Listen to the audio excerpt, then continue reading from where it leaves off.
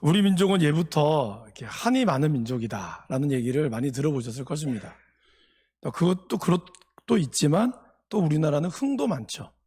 그래서 이러한 한을 담은 많은 노래들을 우리가 불렀습니다. 특별히 예수 믿지 않는 분들이나 우리도 그렇겠지만 모든 근심과 걱정들을 때로는 노래의 한 곡조에 담아서 떨쳐내기도 했습니다. 한때는 노래방이 굉장히 인기가 많았었죠. 지금도 예전과 같은 그런 어떤 큰 노래방은 아니지만 코인 노래방이라고 있습니다. 혹시 아십니까? 500원짜리 동전 넣으면 2곡 정도 이런 조그만 아주 부스에 그런 노래방이 있는데 그것도 우리 젊은이들이 굉장히 좋아합니다. 한 시간씩 노래 부르긴 부담되고 2-3곡 정도 자기 혼자 실컷 부르고 하는 그런 노래방이 젊은이들에게 인기가 있을 정도로 여전히 우리나라의 민족 노래와 떼어놓을 수 없는 것 같습니다. 이러한 K-팝 세계적인 인기를 누리는 것도 아마 우리의 노래 이러한 흥과도 무관하지 않을 것 같다고 생각이 듭니다. 종교개혁자 루터는 면벌부를 비판을 했죠. 그러면서 95개조 반박문을 만들면서 귀족들과 대중의 지지를 받았습니다. 그렇지만 그에 못지않는 공격도 받은 것이 사실입니다. 급기야 원래 카톨릭 사제였던 그는 이러한 95개조 반박문을 통해서 카톨릭으로부터 이단으로 몰리게 되었습니다.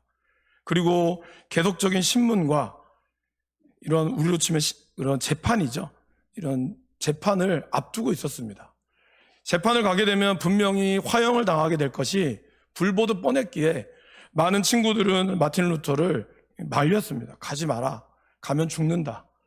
그럴 때 이 루터가 독일에 있는 한 언덕에서 그가 앞에를 바라보며 넓은 평야들을 바라보며 지었던 것이 아니죠. 읽었던 시편이 바로 46편 1절에서 3절입니다. 그리고 시편을 통해서 그가 지은 여러분들이 너무나 잘 알고 있는 찬양 있죠. 내 주는 강한 송이여 라는 찬양이 나왔다라고 합니다.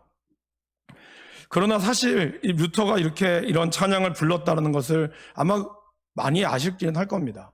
그러나 루터가 그냥 단순히 이 한 곡을 지었다는 것은 빙산의 일각이고 사실 루터의 종교개혁과 교회음악의 유산이라는 종교개혁 기념 강좌에서 루터교가 가지고 있는 이 음악이 그 당시의 모든 음악을 대표했고 서양 음악에 지대한 영향을 끼쳤다라는 보고는 여러분들이 아마 생소하실 것입니다. 그러니까 루터는 그냥 단순히 그냥 내주는 강한 송이요를 불렀던 것만이 아니라 그가 음악을 굉장히 사랑했고 그 찬양이 주는 힘을 누구보다 잘 알았다라고 하는 것입니다.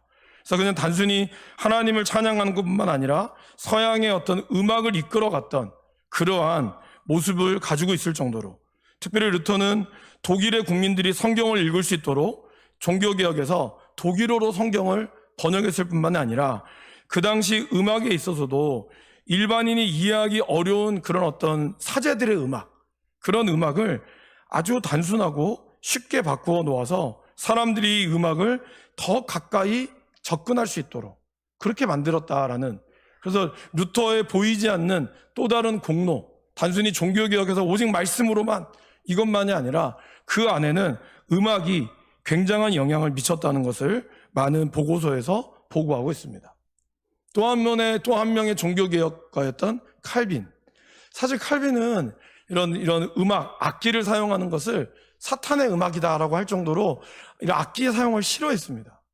그러나 또 그의 기록을 가만히 보면 칼빈이 루터와는 좀 달리 음악에 대해서 단순히 부정적인 입장을 취했다기보다는 음악이 가지고 있는 힘을 알았다는 거죠. 그래서 음악이 세속적으로 흘러가면 그것이 얼마든지 좋지 않은 대로 흐를 수 있으나 그러나 음악을 잘 사용하면 그것이 매우 영향력이 있다는 것을 칼빈은 누구보다 잘 알고 있습니다. 그래서 제 방에 시편 찬송가라는 찬송이 있습니다. 1편부터 150편까지 이 시편을 가지고 곡조를 붙였거든요. 근데 이것을 칼빈이 했어요. 칼빈은 그러한 다른 어떤 가사는 의미가 없다. 그러나 신앙의 고백을 담고 있는 이 시편은 그 시편으로서의 가치가 있다. 그래서 거기에 곡조를 붙여서 찬양곡을 만들었습니다. 그래서 이 시편의 찬송가를 많은 17세기의 스코틀랜드 장로교들, 그러니까 엄청난 핍박을 당하고 순교를 당하면서도 이들은 이 찬송가를 부르며 순교당함을 두려워하지 않았다라고 합니다. 이처럼 찬양이라는 것, 찬양이 주는 위로와 그 힘은 어마어마합니다. 성경에서도 곳곳에 찬양이 이 땅에서의 영적 승리를 위해 기도와 말씀과 전도와 함께 꼭 필요한 도구라는 것을 곳곳에 적어놓고 있습니다. 대표적으로 남유다에 여호사밧 왕이 있죠. 여호사밧 왕이 아람과의 전쟁을 맞이하게 됐습니다. 아람의 군대는 유다의 군대보다 훨씬 더 강하고 셌습니다. 그래서 여호사밧은 자기 힘으로 도저히 어찌할 수 없기에 그는 하나님 앞에 간절히 기도합니다. 그것이 바로 역대하 20장 12절에서 13절 말씀입니다. 우리 같이 한번 이 말씀을 우리의 기도하는 마음으로 한번 읽어볼까요? 우리 하나님이여, 그들을 징벌하지 아니하시나이까? 우리를 치러 오는 이 큰 무리를 우리가 대적할 능력이 없고 어떻게 할 줄도 알지 못하옵고 오직 주만 바라보나이다 하고, 유다 모든 사람들이 그들의 아내와 자녀와 어린이와 더불어 여호와 앞에 섰더라. 기도했다는 거죠. 이 어마어마한 문제들이 있을 때 그가 간절히 기도합니다. 그때 하나님께서 레위 사람 야하시엘을 통해서 이 큰 무리로 말미암아 두려워하거나 놀라지 말라. 이 전쟁은 너희에게 속한 것이 아니요 하나님께 속한 것이다라는 말씀을 전해주셨습니다. 그리고 하나님은 여호사밧을 통해서 이렇게 하도록 합니다. 너희가 먼저 찬양하는 자를 앞세워라. 여러분, 전쟁할 때 보통은 군대가 먼저 앞서야 되잖아요. 그죠? 무기를 들고 있는 군대가 앞서야 되는데 하나님께서는 찬양하는 찬양대, 거룩한 예복을 입히고 군대 앞에서 행진하며 여호와를 찬송하게 합니다. 뭘 찬송했을까요? 하나님, 이 전쟁을 이기게 하여 주시옵소서, 이렇게 찬양했을까요? 그렇지 않습니다. 이렇게 고백하도록 합니다. 여호와께 감사하세, 그의 인자하심이 영원하도다. 여러분, 우리가 다 같이 한번 해볼까요?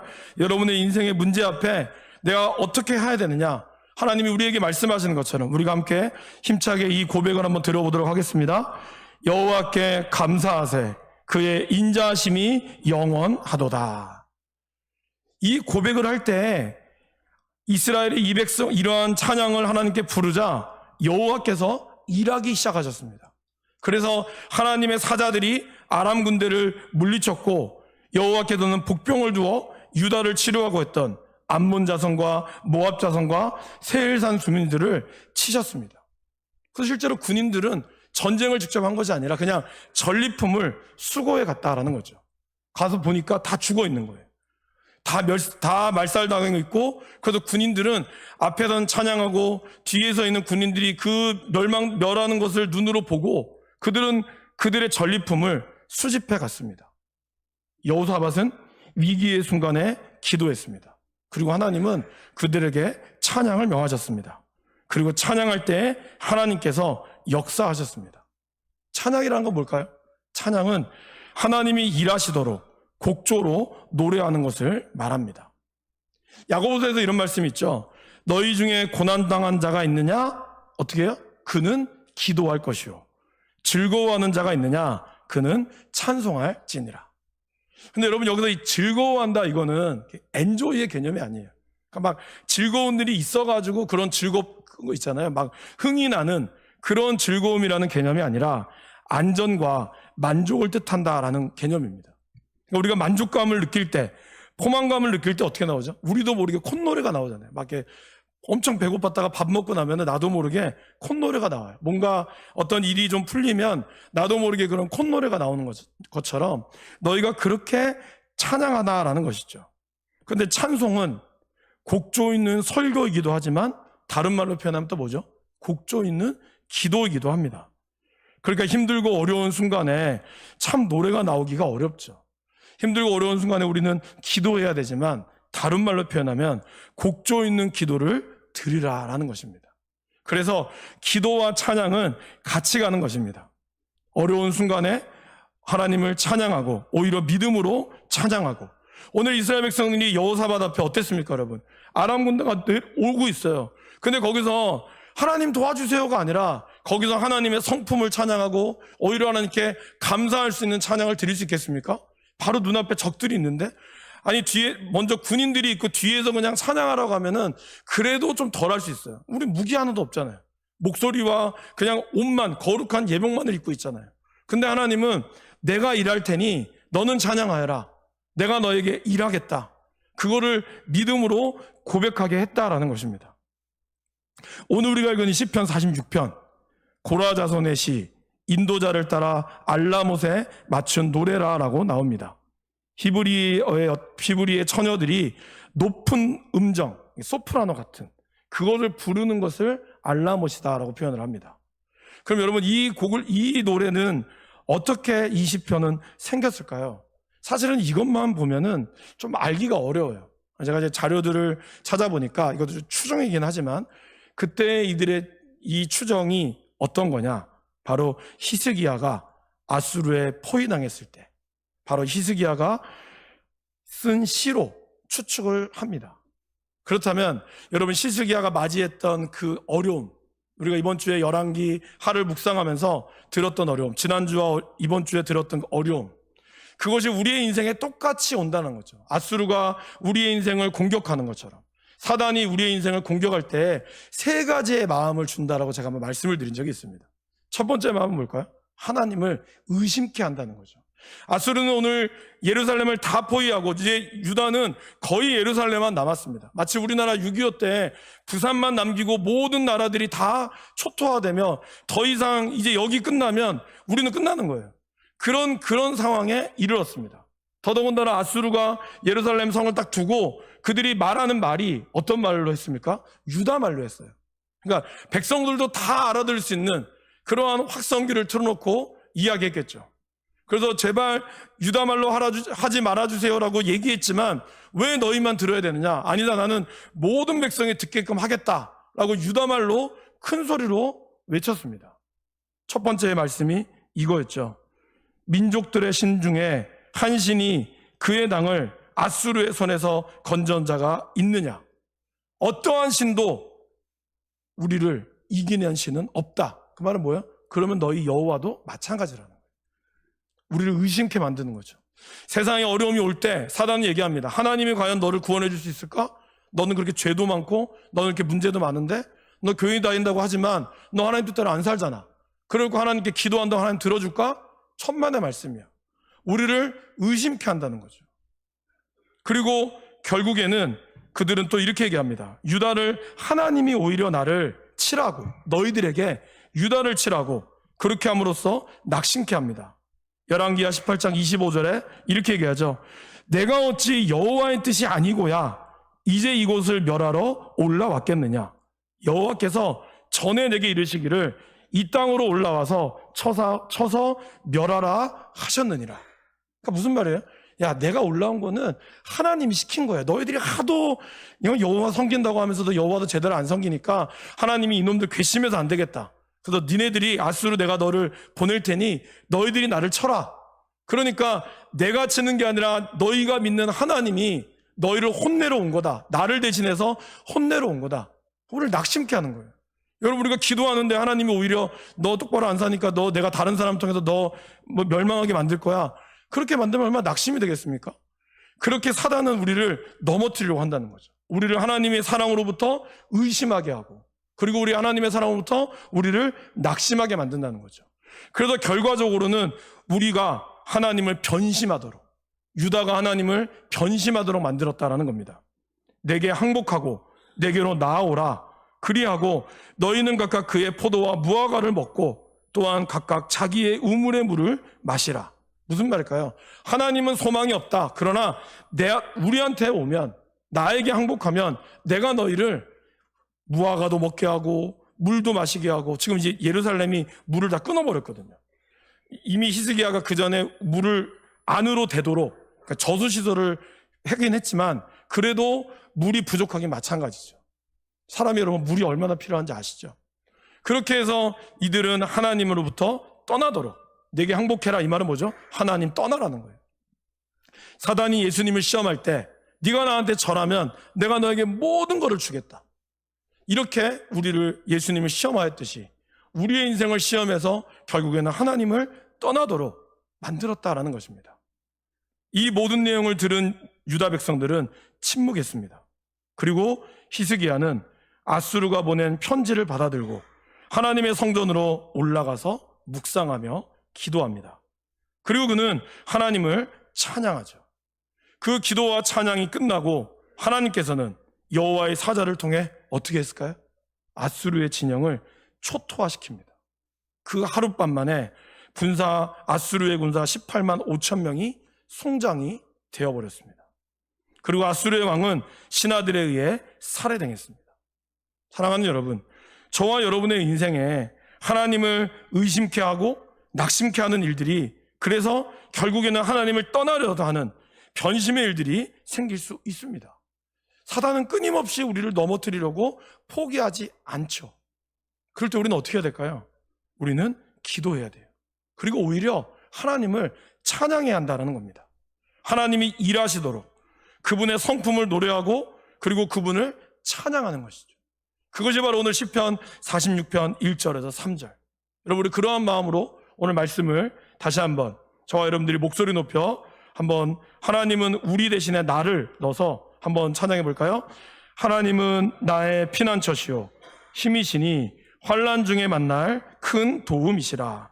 그러므로 땅이 변하든지 산이 흔들려 바다 가운데에 빠지든지 바닷물이 솟아나고 뛰놀든지 그것이 넘침으로 산이 흔들릴지라도 우리는 두려워하지 아니하리로다. 할렐루야. 우리가 하나님을 찬양할 때, 내가 나의 피난처 되시는 하나님을 고백할 때, 나의 상황이 좋을 때도 우리가 당연히 찬양하지만 그렇지 않아도 우리는 하나님을 찬양할 수 있습니다. 찬양하면 하나님께서 우리의 일들을 이루어 주십니다. 그리고 우리는 찬양해야 합니다. 그것이 하나님께서 우리에게 복 주시기 위한 명령이고 우리가 이 땅에 지음받은 이유다라는 것입니다. 그래서 이사야 43장 21절에 이렇게 나오죠. 이 백성은 내가 나를 위하여 지었나니 나를 찬송하게 하려 함이니라. 그리고 하나님은 우리의 찬양 가운데 거하신다라고 얘기합니다. 시편 22편 3절 말씀 같이 한번 읽어보실까요? 이스라엘의 찬송 중에 계시는 주여, 주는 거룩하시니이다. 이스라엘의 찬송 중에 우리 주님이 거하신다는 거죠. 저와 여러분의 인생의 찬양 중에 하나님이 거하신다라고 말씀하고 있습니다. 여러분, 찬양은 곡조 있는 기도이죠. 그래서 우리는 이 파름계, 도레미파솔라시도, 이 파름계를 가지고 우리가 하나님을 노래합니다. 근데 이 도레미파솔라시도는 어떻게 지어졌을까요? 1025년에 이탈리아에 있는 성직자 귀도 다레초라고 하는 이 수도사가 성 요한의 찬가가 있을 거예요. 이 찬가가 이제 사실 곡이 너무 어려운 거죠. 뭔가 규정되지 않은 거죠. 그래서 근데 이 찬가를 가만히 들어보니까 이렇게 음절이 이렇게 조금 높아져 가는 거예요. 그거를 보고 착안한 것이 바로 이 도레미파솔라시 도라고 하는 파름계를 만들었습니다. 근데 이것이 그냥 우리가 알고 있는 도레미파솔라시도가 아니죠. 여러분, 우리나라의 원래 이 전통적인 음은 뭐죠? 궁상각치우라고 하죠. 들어보셨죠? 근데 이 궁상각치우도 그냥 나오는 음이 아니라, 궁은 왕을 뜻하고 상은 백성을 뜻합니다. 그리고 각치우도 이런 만물과 그런 재물을 뜻하는 거예요. 그러니까 이 노래를 잘 부르는 것은 곧 왕이 나라를 잘 다스려서 모든 백성들이 근심과 걱정이 없기를 바란다. 이런 의미 담겨져 있는 것이 바로 궁상각치우입니다. 그러면 이 도레미파솔라시도는 어떤 의미일까요? 이 도레미파솔라시도에는 바로 하나님의 찬양이 담겨져 있습니다. 화면을 보시면 먼저 도는 주님이란 뜻이고, 레는 반향, 울림, 여운이란 뜻이고요. 미는 기적이란 뜻이고, 파는 가족, 제자라는 뜻입니다. 그래서 솔은 구원을 뜻하고, 라는 입술, 시는 거룩, 그리고 다시 도는 주님을 뜻합니다. 이 임계의 뜻을 보면 주의 자녀들의 삶이 있고 그분의 부르심이 있다라는 것이죠. 그래서 그 안에는 사랑이 있고 음성이 들어있습니다. 근데 보세요. 처음에 도로 시작하고 마지막으로 도로 끝나죠. 뭘까요? 바로 알파와 오메가 되시는 주님으로 시작해서 주님으로 끝나는 것이 우리의 인생이다라는 것입니다.